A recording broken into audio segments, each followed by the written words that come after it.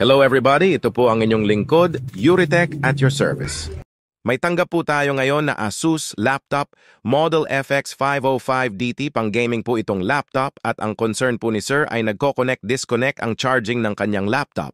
At ang SOP po na ginagawa namin ay dinadiagnose po muna namin ang unit para ma-verify at ma-confirm po namin yung concern ng aming kliyente, and upon further diagnosing ay nalaman po namin ang mga issues ng laptop ni Sir.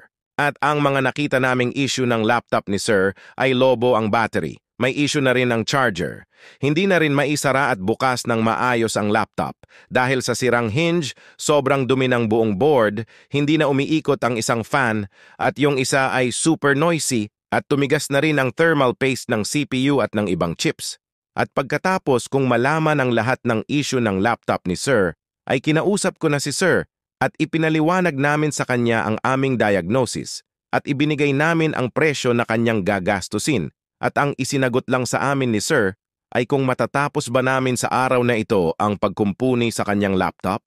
Tinanong ko naman ang aming master technician sa laptop at ang kanyang naging pagtugon ay kaya naman daw tapusin ngayon.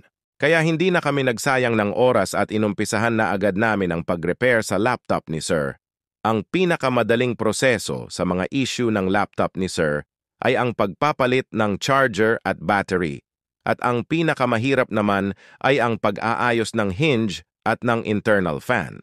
Hindi naman gaano mahirap linisan ng mga laptop, basta ang mahalaga ay alam mo ang ginagawa mo, dahil hindi porket hindi mahirap ay hindi rin risky, super risky po ang pagdi-deep cleaning ng mga laptop, kaya dapat alam ng maglilinis ang ginagawa niya. Hindi natin pwedeng barabarahin ang pagre-repair natin para hindi ma-disappoint ang ating mga kliyente. Hindi na baling maghintay sila ng di naman katagalan kesa naman mag-back job agad ang ating trabaho.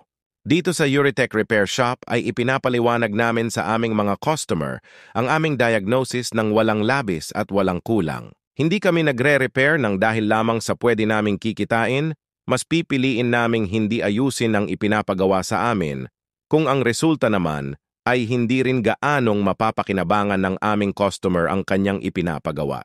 Kaya makakaasa po kayo na once na tinanggap po namin ang trabaho, ay batid namin na bukod sa kita, ang isa sa pinakamalaking parte na ibinigay nyo sa amin ay ang inyong tiwala, kaya sa abot ng aming makakaya ay iingatan namin ang ipinagkatiwala nyong tiwala sa amin kahit ang kapalit pa nito ay pagod, puyat, stress, gutom, at minsan disgrasya na sadyang hindi talaga maiiwasan sa klase ng aming trabaho. And speaking of disgrasya, ay kung makikita nyo po ay nasa outdoor ginagawa ng ating master technician ang pagre-repair ng hinge ng laptop. Dahil sa sobrang tapang po kasi ng chemical na ginagamit niya sa pagre-repair ng hinge, yan po ang isa sa mga negative effect sa health naming mga technician, ang makalanghap ng mga toxic chemicals na galing sa mga ginagamit namin sa pagre-repair. Halos karamihan po kasi sa mga ginagamit naming technician ay related sa mga hazardous materials.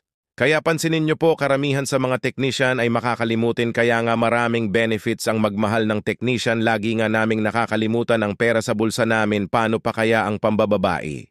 Sa pagre-repair po ng hinge ay kadalasan po inaabot po ng 3 hanggang 4 na oras ang proseso, kaya kung magpapa-repair po kayo ng hinge ay mas mabuti po na magpa-appointment po muna kayo para hindi po masayang ang inyong panahon. Baka po kasi pag nag-walk-in po kayo ay fully booked po ang ating mga technician.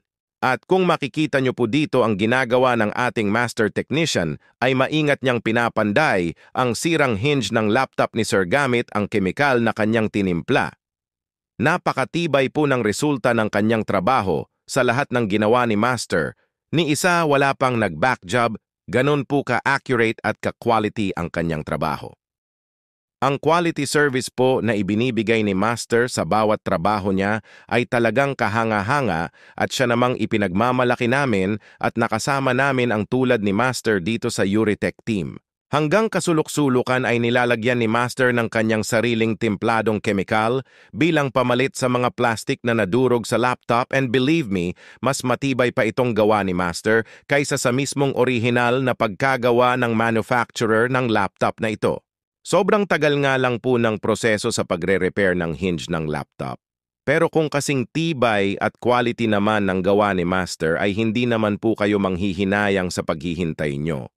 Hindi po masasayang ang pera ninyo at lalong hindi po masisira ang mood ninyo kapag nakita nyo na po ang resulta ng serbisyo ni Master Laptop Technician ng Euritech Repair Shop. At ito na po ang finished product ng ginawa ni Master. Maayos na pong na-open at close ang laptop. Umiikot na rin ang mga fan at nawala na rin yung sagabal na ingay at the same time ay nalinisan na rin ang buong laptop. Sa mga gusto pong magpagawa ng kanilang mga laptop, mag-message lang po kayo sa ating Facebook page para sa mga karagdagang impormasyon na gusto po ninyong malaman sa aming serbisyo. Ito nga po pala ang inyong lingkod Euritech at your service na labis na nagpapasalamat po sa inyong lahat. Hanggang sa muli po. Salamat!